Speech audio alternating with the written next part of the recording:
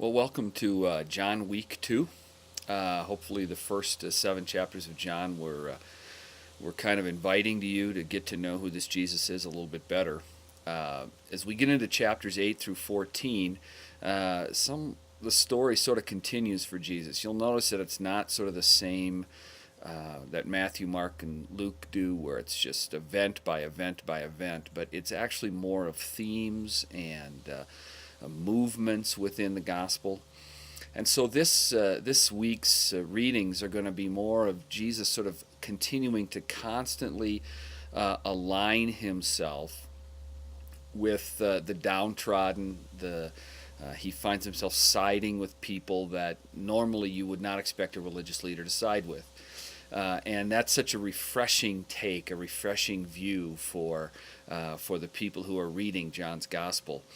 It starts out with Jesus sort of siding with a woman who's caught in adultery, and what religious leader would align themselves with a woman, come to her defense? Then he finds himself choosing a blind man over a religious ceremony, which is the Sabbath. He aligns himself with someone that most of the religious leaders would have thought had done something wrong to be punished with being blind, and he sides with that blind man. He then goes on to talk about how he's the shepherd of the sheep, these sheep who need so much care and who can't take care of themselves. He goes on then to do the Lazarus, where he raises Lazarus from the dead, and he comes to the aid of the sisters, and he sides with those who are dying and grieving, and he cares about those people as well. And always, as a background to this siding with people that you wouldn't expect religious leaders to side with, always with that is this constant struggle with religious leaders.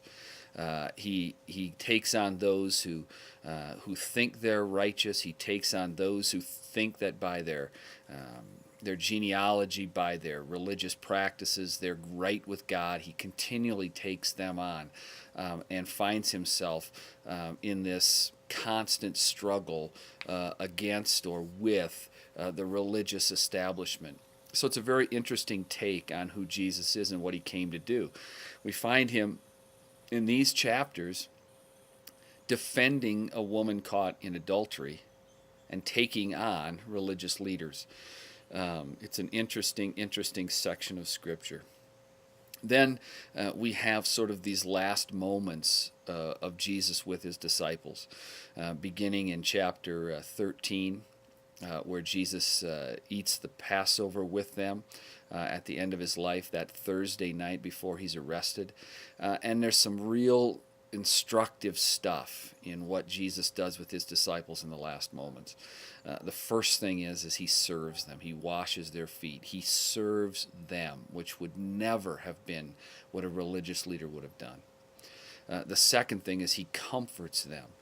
He does not challenge them. He does not berate them. He comes to them and comforts them in their confusion, in their doubt, in their worry. He comforts them.